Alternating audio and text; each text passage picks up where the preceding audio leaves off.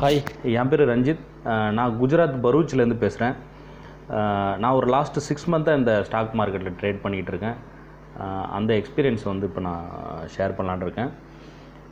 ஆக்சுவலாக என்னோடய ஃப்ரெண்ட்ஸ் மூலியமாக தான் நான் ஸ்டாக் மார்க்கெட்டில் என்ட்ரி ஆனேன். அவங்க தான் ட்ரேடிங்க்கான டிப்ஸு, சில பேசிக்ஸ்லாம் சொல்லிக் கொடுத்தாங்க. ஸோ அதை வச்சுட்டு தான் நான் ஃபஸ்ட்டு ஒரு 10,000 rupees போட்டு என்ட்ரி ஆகிருந்தேன்.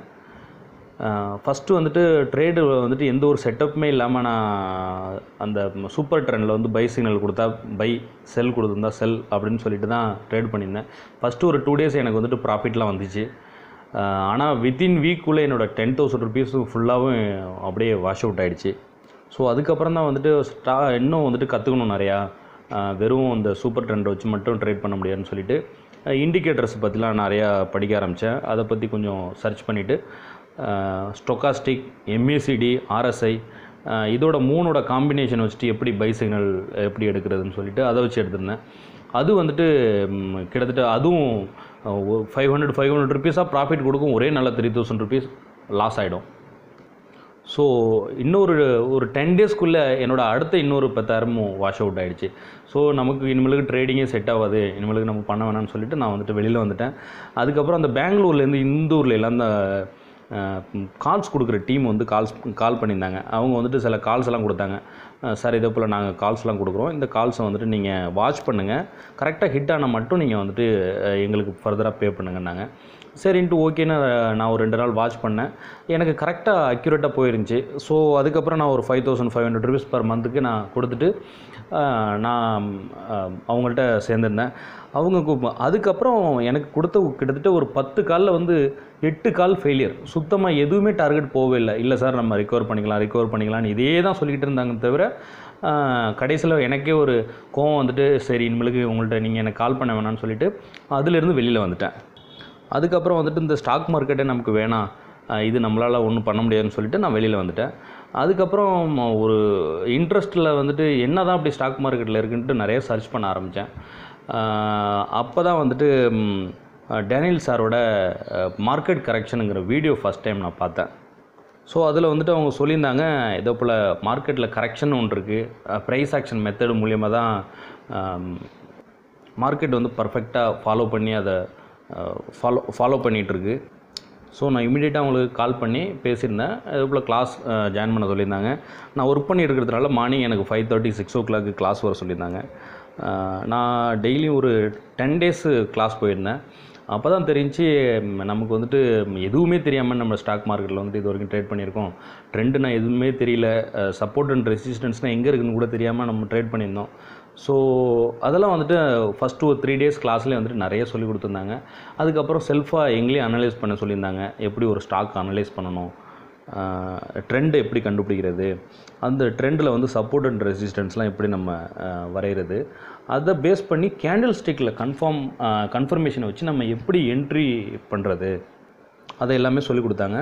அது பர்ஃபெக்டாக வந்துட்டு அது ஃபாலோ ஆகிட்டு இருந்துச்சு. ஒவ்வொரு நாளும் நானும் வாட்ச் பண்ணிக்கிட்டே இருந்தேன். ஃபஸ்ட்டு ஆக்சுவலாக ட்ரேட் பண்ணாமலே அதெல்லாம் பர்ஃபெக்டாக வந்துட்டு அந்த ஒரு சப்போர்ட்டை பிரேக் பண்ணுறப்ப அடுத்த கேண்டில் ஸ்டிக்கில் கன்ஃபர்மேஷன் கொடுத்துச்சுன்னா அடுத்த சப்போர்ட்டுக்கு போவோம்.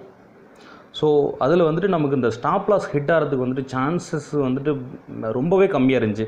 ஆக்சுவலாக நான் முன்னாடி ட்ரேடிங் பண்ணிகிட்டு இருக்கப்போ ஸ்டாப் லாஸ் டார்கெட் போடுவேன், ஃபஸ்ட்டு என்னோடய ஸ்டாப் லாஸ் ஹிட் ஆகிடும். இப்போலாம் வந்து அந்த ஸ்டாப் லாஸ்க்கு வந்து மேக்ஸிமம் போகிறதே கிடையாது, அதுக்கு முன்னாடி டார்கெட் ரீச் ஆகிடும். ஸோ இது வந்துட்டு ஒரு பெஸ்ட்டு மெத்தடுங்கிறது வந்துட்டு நல்லா புரிஞ்சுக்கிட்டேன். அதுக்கப்புறம் வந்துட்டு நிறைய ஸ்டாக்ஸ் எல்லாம் நானே அனலைஸ் பண்ணேன். அதில் சில கரெக்ஷன்ஸ்லாம் இருந்துச்சு. டேனியல் சார்கிட்ட எப்போ கேட்டாலும் அவங்க வந்துட்டு அது கரெக்ஷன்லாம் சொல்லிக் கொடுப்பாங்க, என்னென்ன பண்ணணும்னு சொல்லி கொடுத்துருந்தாங்க. அப்புறம் வந்துட்டு ஒரு ஸ்டாக்ஸை வந்து எந்த ஸ்டாக்ஸில் நம்ம ட்ரேட் பண்ணணும், எந்த ஸ்டாக்ஸில் ட்ரேட் பண்ணக்கூடாது, அதை வந்துட்டு நம்ம எப்படி செலக்ட் பண்ணுறது, அதையும் சொல்லி கொடுத்துருந்தாங்க. ஸோ அதே போல் நிறைய டிப்ஸு, எப்படி நம்ம ஸ்டாக் மார்க்கெட்டில் வந்துட்டு ட்ரேட் பண்ணணும் அப்படிங்கிறது நிறைய சீக்ரெட்ஸ் எல்லாம் சொல்லி கொடுத்துருந்தாங்க. ஸோ அது ரொம்பவே எனக்கு வந்துட்டு யூஸ்ஃபுல்லாக இருந்துச்சு. இப்போ எல்லாம் வந்துட்டு என்னாலே ஒரு செல்ஃபாக ஒரு ஸ்டாக்கை வந்து அனலைஸ் பண்ண முடியுது. அது வந்து எனக்கே நல்ல ஒரு கான்ஃபிடென்ட் வந்திருக்கு. நம்மளாக ஒரு ஸ்டாக் அனலைஸ் பண்ணி அந்த ஸ்டாக்கில் ட்ரேட் எடுக்கிறப்ப கரெக்டாக அந்த டார்கெட் போகிறப்ப நல்ல ஒரு நமக்கே கான்ஃபிடென்ட்டு, ஓகே ஸ்டாக் மார்க்கெட்டில் வந்துட்டு நம்மளாலையும் பண்ண முடியும் ட்ரேடு அப்படின்ட்டு. ஆக்சுவலாக வந்துட்டு இந்த ப்ரைஸ் ஆக்ஷன் மெத்தடில் என்ன ஒரு பெரிய பியூட்டினாலே கரெக்டாக நம்ம அந்த ரெசிஸ்டன்ஸ் லைன் சப்போர்ட் லைனை நம்ம ட்ராப் பண்ணி வச்சுருந்தோம்னா கரெக்டாக அது அடுத்தடுத்த லைனில் போயிட்டு அதில் போயிட்டு நிற்கும். அப்புறம் செகண்ட் வந்துட்டு நம்ம ஒரு ஸ்டாக்கில் வந்து ட்ரேட் பண்ணுறதுக்கு முன்னாடியே ப்ரீ டிஃபைன் பண்ணிடலாம். இந்த ஸ்டாக் இங்கேருந்து இப்போ அடுத்தது வந்து சப்போர்ட்டுக்கு இங்கே தான் போகணும்.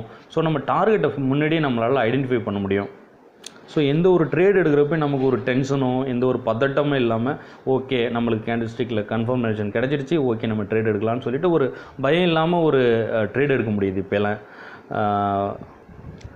இப்போ தான் வந்துட்டு கொஞ்சம் கொஞ்சமாக நான் ட்ரேட் பண்ணிவிட்டு பழைய அந்த லாஸஸ் எல்லாத்தையுமே ரெக்கவர் பண்ணிகிட்ருக்கேன். அப்புறம் எந்த ஒரு ட்ரேட் எடுக்கிறப்பையும் இப்போலாம் ஒரு பயம் இல்லாமல் ட்ரேட் எடுக்க முடியுது. Thank you Daniel sir. அப்புறம் வந்து எனக்கு இதில் கிடைச்ச செகண்ட் கிஃப்ட்டு வந்துட்டு என்னென்னா அமி புரோக்கர் டூல். அந்த டூலை வச்சுட்டு என்னால் கரெக்டாக ஒரு ஸ்டாக்கை வந்துட்டு எப்போ வந்துட்டு அந்த சப்போர்ட் அண்ட் ரெசிஸ்டன்ஸ்லாம் நம்ம வரைஞ்சி வச்சுக்க முடியுது. அதனால் வந்துட்டு எப்போதும் ட்ரேட் எடுக்கிறப்ப ஒரு பயமே இல்லாமல் ஓகே நம்ம வரைஞ்சி வச்ச லைனில் தான் இருக்குது அப்படின்னு சொல்லிட்டு நம்மளால் ட்ரேட் எடுக்கிற போது எந்த ஒரு டென்ஷனே இல்லாமல் காலையில் ஃப்ரீயாக ஒரு ட்ரேட் எடுக்க முடியுது. அந்த ப்ரைஸ் ஆக்ஷன் மெத்தடு மூலியமாக தான் அந்த ஸ்டாக் மார்க்கெட் வந்து கிட்டத்தட்ட ரன் ஆகுதுங்கிறது எனக்கு நல்லாவே இப்போ புரிய ஆரம்பிச்சிடுச்சு. இப்போ நான் கொஞ்சம் கொஞ்சமாக ப்ராஃபிட் பண்ணிட்டு வந்துட்டுருக்கேன். இதுக்கு வந்து டேனியல் சார் கண்டிப்பாக நன்றி சொல்லி ஆகணும். Thank you Daniel sir. அது மட்டும் இல்லாமல் எங்களோட அந்த ஸ்டாக் மார்க்கெட்டில் உள்ள லைஃபே சக்ஸஸான வழிக்கு கொண்டு போனதுக்காக உங்களுக்கு மறுபடியும் தேங்க்ஸ் சொல்லிக்கிறேன் சார். Thank you sir.